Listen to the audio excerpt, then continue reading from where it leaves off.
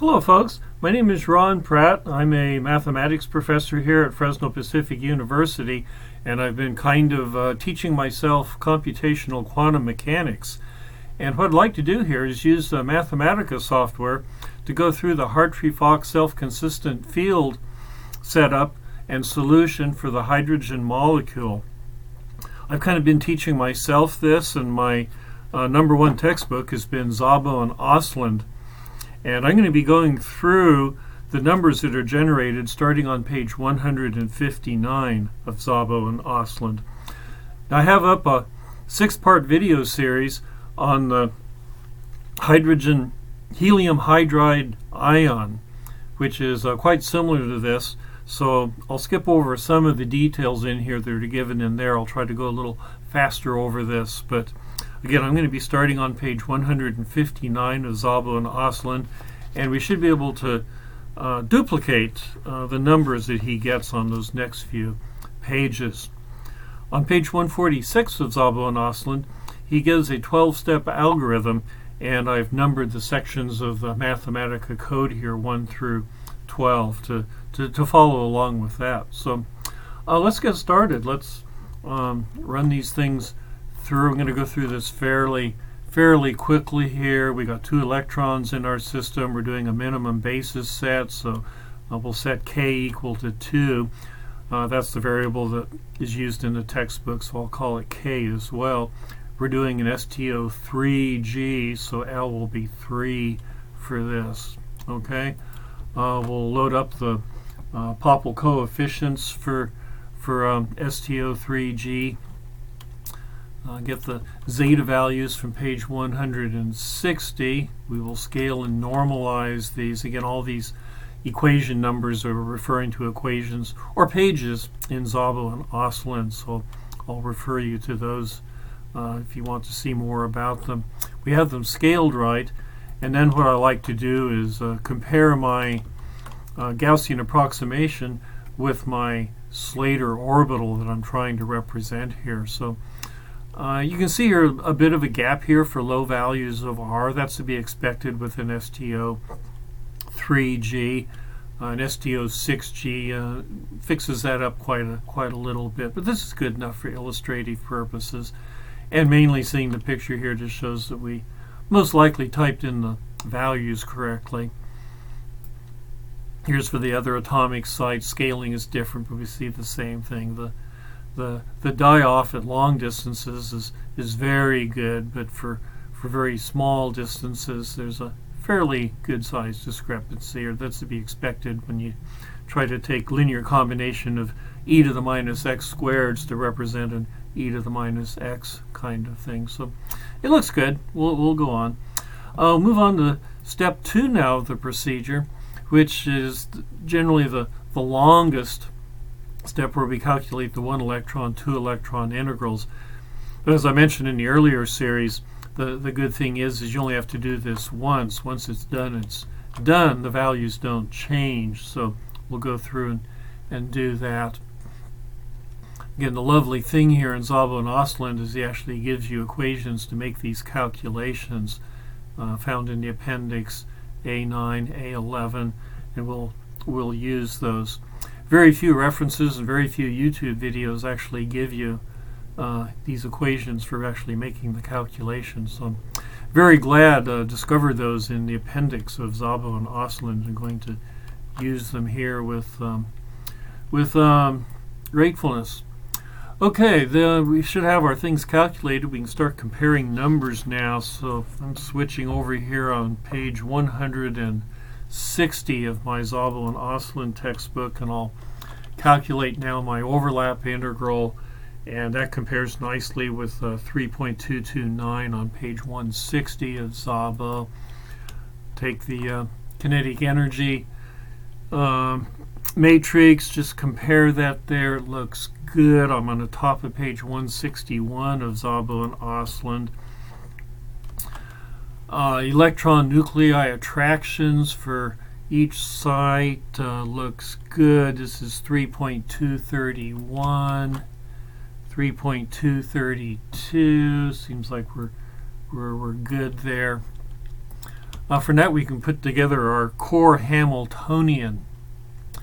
So when we do that, we should be agreeing with 3.233 on page 161, and look at it, it looks good. So our 1 electron integrals are done, and we'll do the 2 electron integrals. So let's go ahead and do those inside a quadruple loop here. It's not a difficult calculation for this small system. And then let's take a look at these. Let's see, I'm going to turn the page here. I'm going to be looking at the values on equation 3,235 on page 162. And hopefully we'll see these numbers show up here. This is a very symmetrical system, the hydrogen molecule, so there's really only 4 unique values I need to calculate here, but I calculated 6 because I'm using the code from the helium hydride run. So there they are. I'm looking at them here. These are in good agreement. So we've got them there. In fact, the symmetry of the hydrogen molecule makes it so it's really not even very much fun using the self-consistent field method, because depending on what you put in for an initial guess for the density matrix, it may converge like immediately. Okay, I did what Szabo calls, I loaded the 2 electron integral values into pretty arrays. So there they are. My array is called 2 for an array holding all the 2 electron values. So there they are. Print them out here. You should see our familiar values. These are the values that should compare with 3.235 in Szabo and Oslin. So there they are. They're all in their respective arrays ready to use. Then we have this linear algebra step where I ultimately want to find a change of basis matrix that I'll use within the algorithm. So calculate it. Once it's done, it's done. It won't change. I just have to go through and do it here. Again, references here to Szabo and Oslin on how to do that.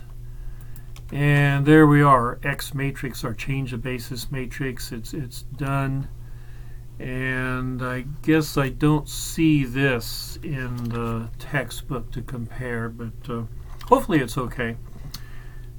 We'll move on here. We'll make an initial guess for our density matrix and initialize the G matrix. So normal thing to do is set it off here, start off here with all zeros in the density matrix. So we'll do that, and get our iterations going here. Now we're to step 5. Step 5 is now going to be within the self-consistent field loop. However, it'll be a very short iteration here for the hydrogen molecule.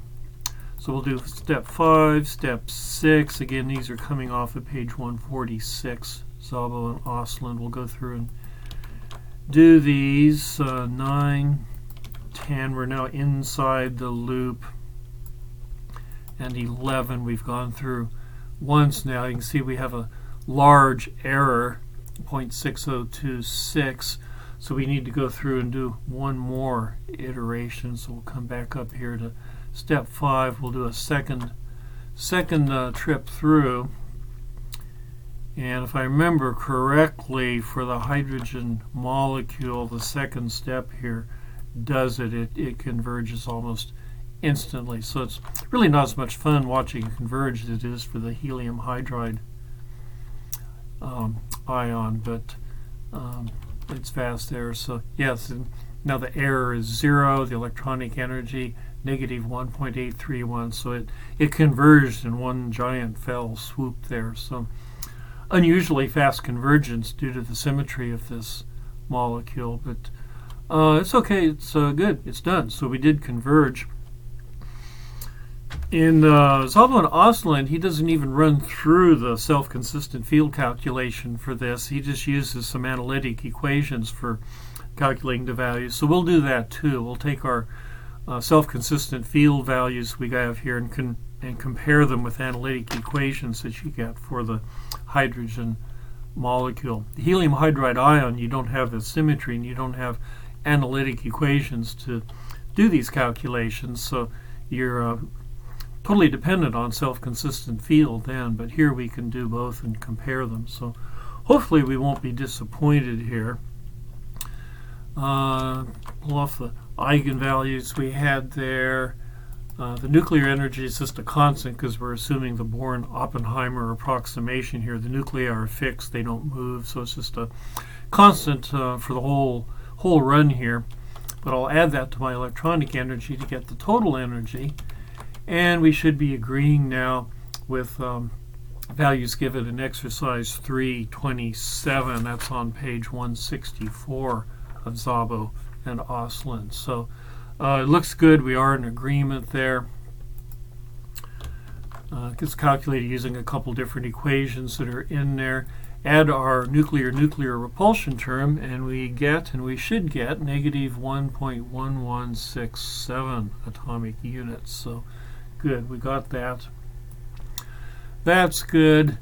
This population analysis stuff from page 177 doesn't seem like it's very interesting here because it just gives you a bunch of ones. It's more interesting for the helium hydride ions, so I'll just evaluate that and get it done, but nothing very interesting here.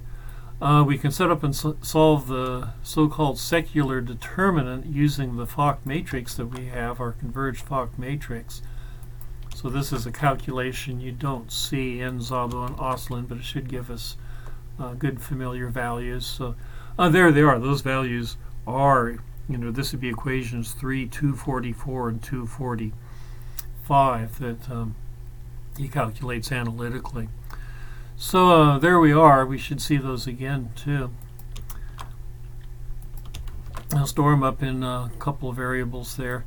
Then we do an interesting calculation on page 164 where we express our things in terms of the overall psi1, psi2 basis instead of the basis functions that make up our calculations. So we'll do that. We'll just use the equations 3, 241, 3, 242. So there they are. We have H.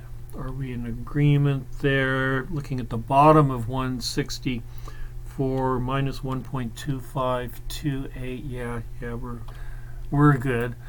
Let's calculate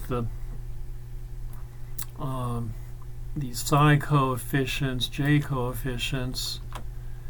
And we should have a 6746. Okay. Again, I'm comparing my numbers here with bottom of page 164. I got our K matrix. The important value here is the 1, 2 value, 1813. Good, we got it. It's good. So there we are. Recalculate our Fock matrix. We can calculate electronic energy again here. Get our familiar 1.831 minus 1.831. So using new equations though, 3183, 3181. I really like 3181 because that's really kind of your what do you call it? It's your what do they call it? The Slater-Condon rule for spatial orbitals. You can actually use it here directly, which is nice. So there we go. Works, minus 1.831. Just about out of time, so I'm going to finish this up on a little bitty video next. But thank you for watching. We'll finish this up very quickly in the next video. Goodbye.